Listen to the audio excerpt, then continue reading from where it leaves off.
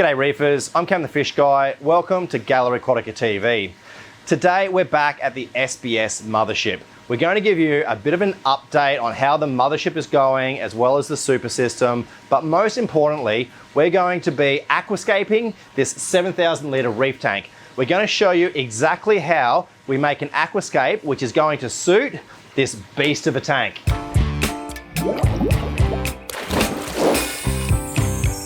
Progress has been slow on the SPS Mothership, and that's partly because we've been busy on other projects. We've got a lot going on, as everyone does, but also because we got to a point with the SPS Mothership and the super system that it is all basically working as it needs to. We just don't have some of the aesthetic things with the SPS Mothership, and we've got a lot of mess around the place. So before we clean up the mess, we're going to start with the aquascape on the SPS Mothership, but the things that have also been slowing us down, we had a bit of a temperature spike recently. We've put on a chiller. We've got a Tico 6000. Now, it's only just doing the job. It's very much underrated. We're going to move this outside in the future, and we'll get a second one as well. 2 of the Tico 6000s was always my plan, but we just need to make space outside before we can put them out there. Let's have a look at the super system. The super system is going great, and I really put that down to our lighting system. And the flow is okay, and the water chemistry is okay, but the lights are the main reason why our corals are really doing so well. The spread is excellent. We've got a heap of different acros and montes. They did suffer a bit with the spike in temperature that we had a few weeks ago before we put the chiller on, but overall things are really going beautifully. So this is the first pond. Let's have a look at the second pond.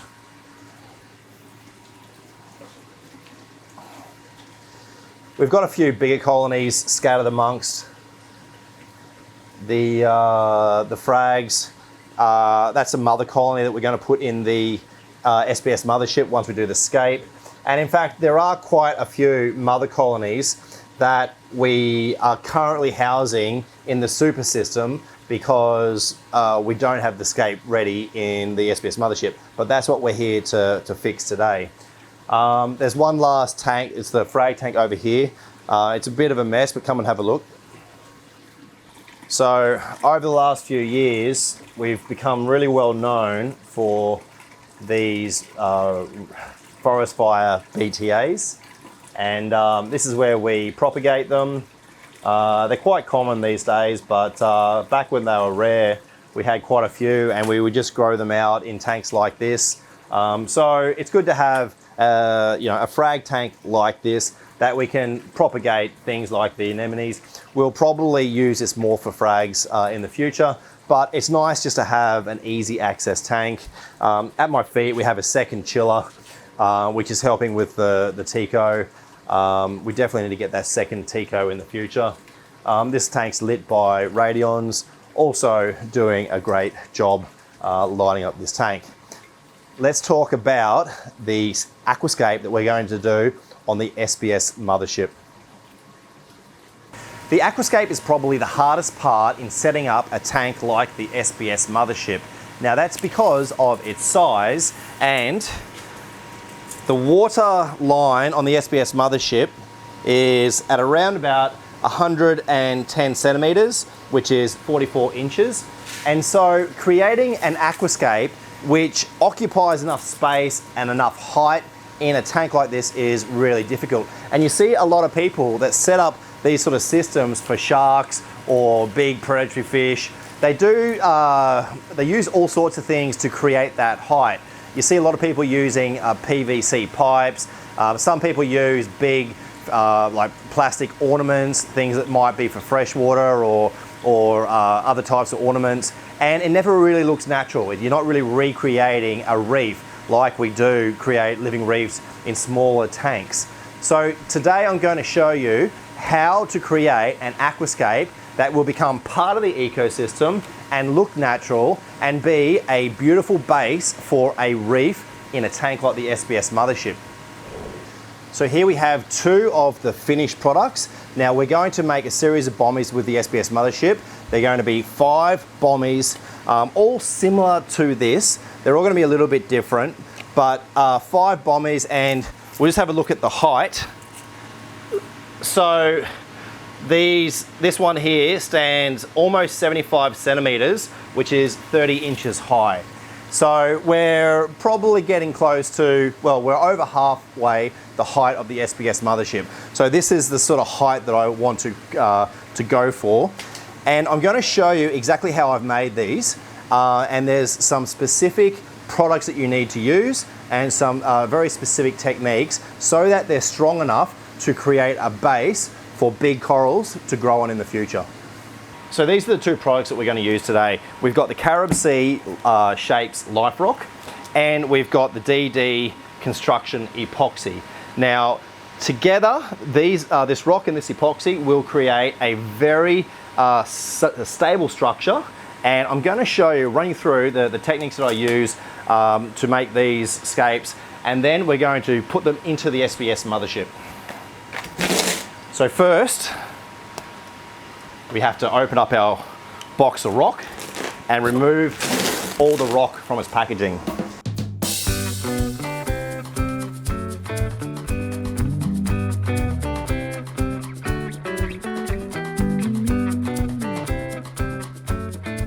So once you've defeated the packaging, this is what you get in every box of the Carib Sea Shapes. You get a cave, you get 2 arches, and you get a donut. And so every box of Carib Sea Shapes has these shapes and this number. This is what you get every time. So in some ways you could argue the challenge is using these rocks to create different structures, but I actually don't find that difficult at all. Every time I do a different aquascape with this rock, it will come out differently. But the reason why this rock is perfect is, as you can see, it's artificial live rock. It's already colored, but it locks in so well because it's so heavily textured. It's very easy to lock it in place. It doesn't normally break. It's also very strong, and you can create a relatively stable structure with all the texture, and it will hold relatively well. Probably need to spend a little bit more time than I am right now, but you can see like that, and then we're going to use epoxy around so that it further strengthens it. Now, I'll just start the base of our third structure, and I'll show you how we use the epoxy. So I like to use the cave as the base, and as I said before, I try and do each one different, slightly different, but the base, it's important that it's somewhat stable. So I think what I'm going to do with this one is join them like this. I think with the last one I went like this, but I'll join them together like this, and then I'll go up from there. And I'll probably start with an arch. I should mention that each of these big scapes has got 2.5 to 3 boxes of rock, and that's why we've got 2 of the caves here, because I've got the second cave out of another box of rock. But we'll show you the epoxy, and that's really the key to having a big stable structure, is proper use of your epoxy. There's a lot of different epoxies on the market, and I use different epoxies for different situations. I particularly like the 2 Little Fishies epoxy when I'm epoxying underwater, and you can use this one underwater as well. However, I particularly like this one when I'm making structures that are dry out of the water. It's a relatively slow setting epoxy, and so when you make a structure like this, it's best to do it over a number of days so that you can allow each section to fully set before you go on to make the next. And that's important when you're looking at structures that are going to be held together with the epoxy. You want it properly set. Now with the epoxy, you use equal parts. This is the grey version. There is also a red version. You use equal parts. So I was going to cut there, and there, and there's going to be three lots. So equal parts of the two colours. You knead them together, and you do this until until it is a homogeneous colour. So I like to roll it into little balls and little sausages, and then fold it over. But importantly, you keep on mixing it until it is homogeneous in colour. If you don't do that, it's not going to set properly. I do occasionally see when people use this and it doesn't set properly, and it actually makes a bit of a mess in the tank. It clouds up and it's horrible. This is the best way to use the epoxy, out of the water, dry, and it's easier. It's the easiest way. Also, the temperature of the epoxy. Some people put it in the microwave for 10 seconds just to soften it a little bit, especially when it's an old, should say in the microwave for 10 seconds before you start to mix it. But it's a really warm day here in Brisbane, hence that chiller is working overtime, and so that actually helps, makes it easier with the epoxy. And you can see what a strenuous job making these structures are. Every piece of epoxy needs to be mixed fully before it's used. Okay, so we have our epoxy. It's a nice homogeneous colour. I'm going to break this up into 3 bits, make it into a ball. Now, with each piece, I find a spot where it's going to be structurally important, and I place the epoxy and then I push it into the crack or the crevice, the join, as much as possible, pushing it up against a rock, and that is my first piece of epoxy positioned. The next one is going to be a bit deeper in. Now, because this is the base and it's critical that this structure is going to be stable, I'm going to use quite a lot of epoxy, and I'll probably use the whole packet just on this one base bit. And once I've done these three pieces, or use some of this, what I'll do is I'll let it harden, which will take a few hours. Then I'll turn it upside down and I'll put epoxy in from underneath. Okay. So that's pretty much it. That's the process of using epoxy. When I do the next part, I'll probably go up like this. And then what I'll do is I'll find points at which the rock, this new rock, joins the base here and the base here, and you just layer on the epoxy, use as much as you can so that your structure is strong and able to hold itself up under its own weight. So now the fun part. Let's get these 2 structures that have been completed into the SPS Mothership. So here we go. We're going to get these structures into the SPS Mothership, and of course, perfect person to help me with the job, Reef Beard. He's come to get his hand. So what we're going to do is we're going to, the 2 people will lift them up, put one here, lift the second one up, put it here, then I'm going to jump in the pond, and together we're going to pass it in. Alright, so put this one here first. Yep. 3, 2, 1.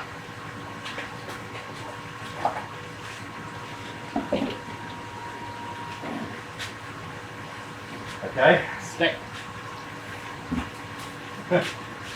Once we get the rock up and there, you can hold it. You can hold them both, hopefully. This problem. 3, 2, 1. Definitely. All right, you hold that. Okay. So I haven't actually ever been in the, well, I have been, but not for a long time. I haven't got in here for ages. Hopefully there's no diadema urchins.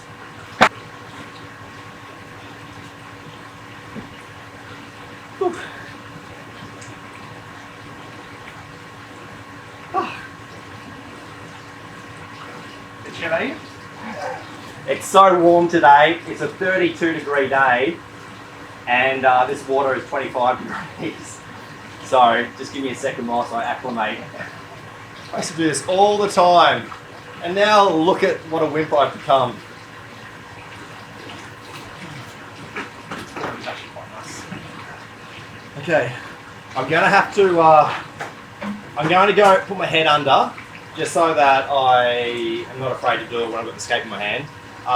If you want to jump in front, and I'm going to wave hello to all the viewers in their nice warm lounge rooms and comfy chairs. All right, 3, 2, 1.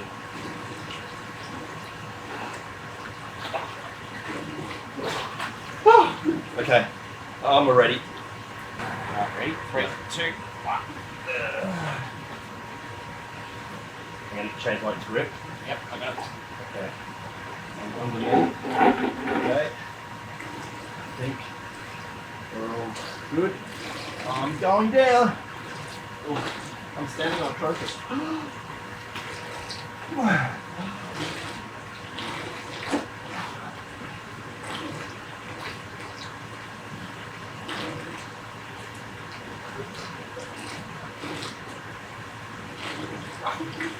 That was harder than I would have thought. Big goggles. I don't know where my goggles are.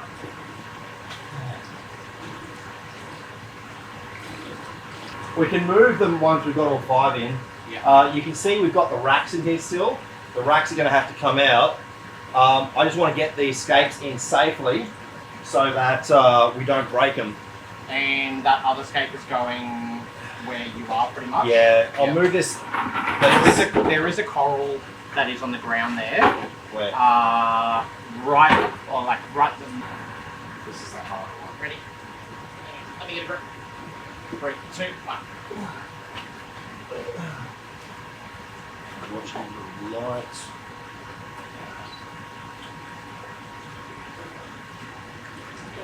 Wait, ready? Whoa.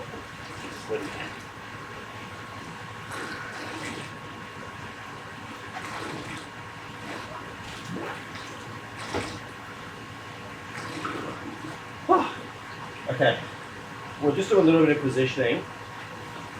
I'd like them to be pretty much down the middle, but what do you think about their position, how they look? Yeah, looks good. I would like swap you and the rock. So like push the rock back and you come to the front. Well, I'm not staying in here, this is just temporary. Oh. Don't worry about it, that's fine there. Okay, so it looks okay? Yep. Alright.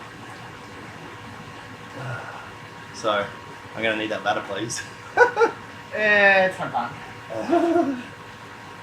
So that's pretty much it for today's episode of Gallery Aquatica TV. We'll bring you back here to the SPS Mothership once we put the other scapes in and when we start to glue the corals onto our structure. And that's going to be the fun part.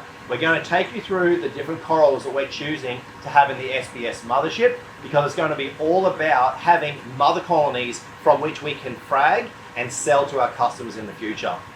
So thank you so much for watching. I'm Cam the Fish Guy. Happy reefing. Reef bed. Reef bed. The ladder. That's it for this week's episode of Gallery Aquatica TV. Don't forget to like and comment on all our videos and subscribe to our channel. Stay tuned to Gallery Aquatica TV for more exciting episodes to come. I'm Cam the Fish Guy. Happy reefing.